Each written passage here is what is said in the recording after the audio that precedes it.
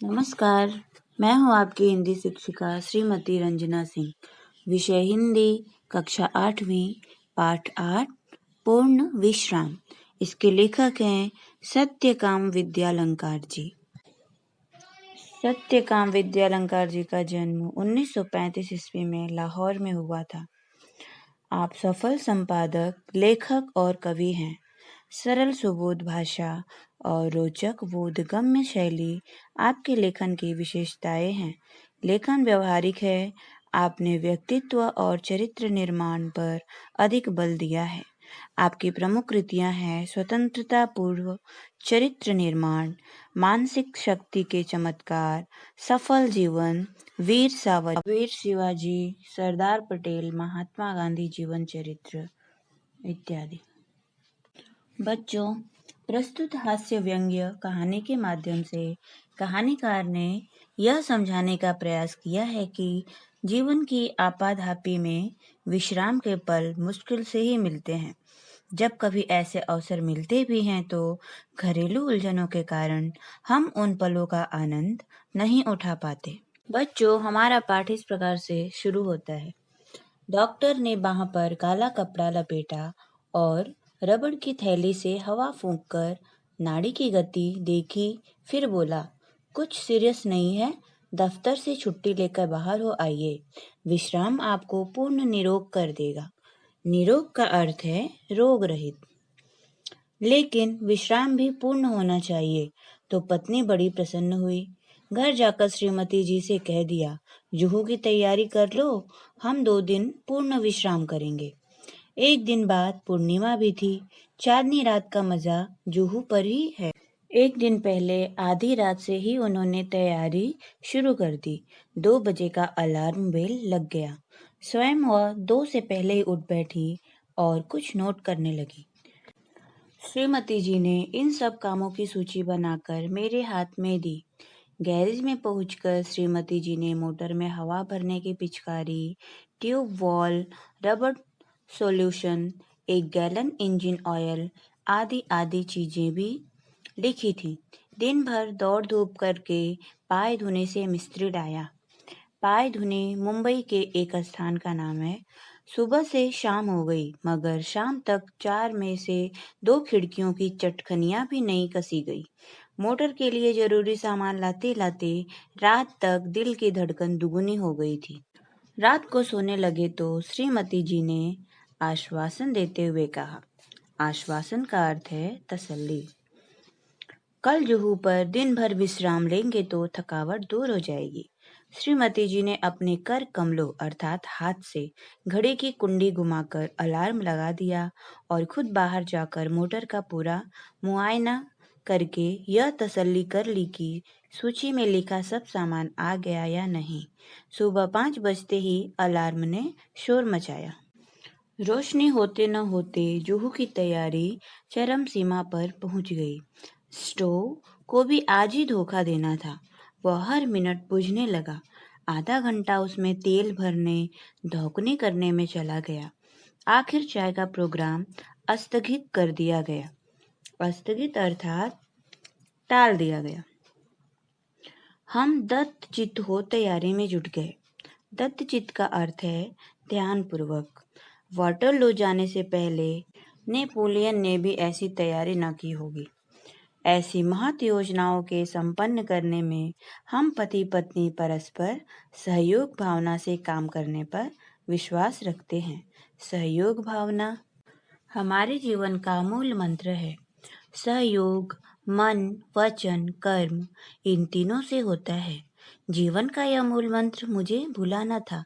श्रीमती ने मुझे मेरे कामों की याद दिलाने लगी और मैं उनके उपकार के बदले उनकी चिंताओं में हाथ बटाने लगा। मैंने याद दिलाया, पूड़ियों के साथ मिर्ची का अचार जरूर रख लेना। श्रीमती जी बोली, अचार तो रख लूंगी, पर तुम भी समाचार पत्र रखना न भूल जाना, मैंने अभी पढ़ा नहीं है। मैं बोला, वह तो मैं रख लूंगा ही, लेकिन तुम वह गुलबंद न भूल जाना जो हम पिछले साल कश्मीर से लाए थे। जुहू पर बड़ी सर्द हवा चलती है। बच्चों, गुलबंद का अर्थ है सर्दी से बचने के लिए गले में लपेटने वाली एक ऊनी पट्टी। गुलबंद तो रख लूंगी, लेकिन तुम कहीं बेदिंग सूट रखना ना भूल जाना, नहीं तो नहाना धरा रह जाएगा। और तुम कहीं रबर कैप भूल गई तो गजब हो जाएगा। वह तो रख लूंगी, लेकिन कुछ नोट पेपर लिफाफे भी रख लेना। और देखो, राइटिंग पैड भी ना भूल जाना। राइटिंग पैड का क्या करोगी? कई दिन से माँ की चिट्ठी आई पड़ी है। जुहू पर खाली बैठे जवाब भी दे दूंगी। यूं तो वक्त भी नहीं मिलता। और जरा वे चिट्ठियां भी रख लेना जिनके जवाब देने हैं। चिट्ठियां ही रह गई तो जवाब किसके दोगे? और सुनो, बिजली के बिल और बीमा के नोटिस आ पड़े हैं। उनका भी भुगतान करना है, उन्हें भी डाल लेना। उस दिन तुम धूप का चश्मा भूल गए तो सर का दर्द चढ़ गया, इसलिए कहती हूँ छतरी भी रख लेना। अच्छा बाबा, रख लूंगा। और देखा, धूप से बचने की क्रीम भी रख लेना। शाम तक छाले न पड़ जाएं, वहां बहुत करारी धूप पड़ती है। श्रीमती जी कहती तो जा रही थी कि रख लूंगी, लेकिन ढूंढ रही थी नेल कटर, कैंची, ब्रश और सब तो मिल गया था, लेकिन नेल कटर नहीं मिल रहा था। इसलिए बहुत घबराई हुई थी। मैंने कहा, जाने दो नेल कटर, बाकी सब चीजें तो रख लो। इधर मैं अपने लिए नया अखबार और कुछ ऐसी किताबें थैले में भर रहा था जो बहुत दिनों से समालोचना के लिए आई थी, और सोचता था कि फुर्सत में समालोचना कर दूंगा। आखिर 3 किताबें थैले में झोंक ली। कई दिनों से कविता करने की भी धुन सवार हुई थी। उसकी कई कतरनें इधर-उधर बिखरी पड़ी थी। उन्हें भी जमा किया। सोचा, काव्य प्रेरणा के लिए जुहू से अच्छी जगह और कौन सी मिलेगी। बच्चों, यहाँ पर फुर्सत का अर्थ है खाली समय, समालोचना का अर्थ है किसी वस्तु के गुण दोष बताना, कतरने का अर्थ है कागज के टुकड़े। आखिर कई अटैची, कई थैले, कई झोले भरकर हम जुहू पहुंचे। 5-7 मिनट तो हम स्वप्न लोक में विचरते रहे। स्वप्न लोक का अर्थ है सपनों की दुनिया, विचरते का अर्थ है घूमना।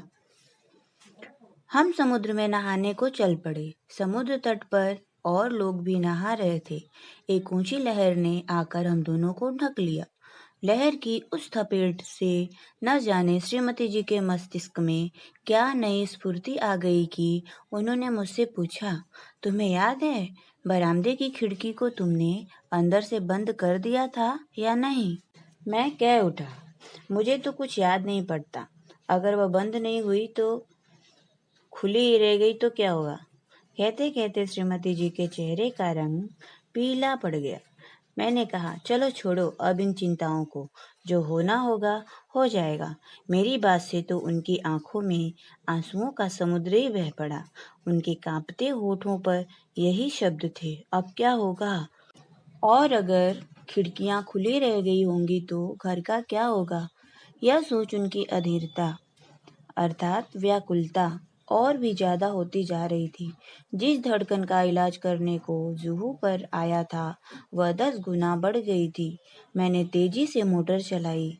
मोटर का इंजन धक धक कर रहा था, लेकिन मेरा दिल उससे भी ज्यादा तेज रफ्तार से धड़क रहा था। जिस रफ्तार से हम गए थे, दूनी रफ्तार से वापस आए। अंदर आकर देखा कि खिड़की की चटकनी बदस्तूर लगी थी। बदस्तूर का अर्थ है अच्छी तरह से। सब ठीक ठाक था। मैंने ही वह लगाई थी, लेकिन लगाकर यह भूल गया था कि लगाई या नहीं। और इसका नतीजा यह हुआ कि पहले तो मेरे ही दिल की धड़कन बढ़ी थी, अब श्रीमती जी के दिल की धड़कन भी बढ़ गई।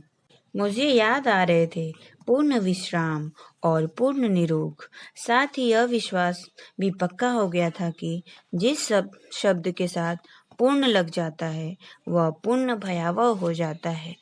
भयावह का अर्थ है भयानक हो जाता है। बच्चों, हास्य व्यंग्य साहित्य की एक विधा है। प्रस्तुत कहानी में कहानीकार सत्यकाम विद्यालंकार जी ने महानगरों के निवासियों की जीवन शैली पर व्यंग्य किया है। बड़े शहरों में लोगों का जीवन ऐसा भागदौड़ भरा होता है कि वहाँ विश्राम के लिए समय निकालना भी अपने आप में एक समस्या है। यदि समय निकाल भी लिया तो पारिवारिक उलझनें उस समय का आनंद उठाने में बाधक बन जाती हैं, जैसा कि लेखक के साथ हुआ।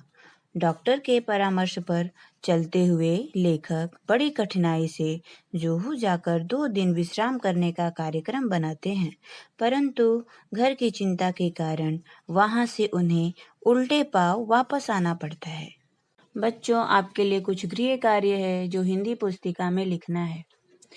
यहाँ पर कठिन शब्दों के अर्थ दिया गया है और कुछ मुहावरे हैं जिनका अर्थ लिखना है।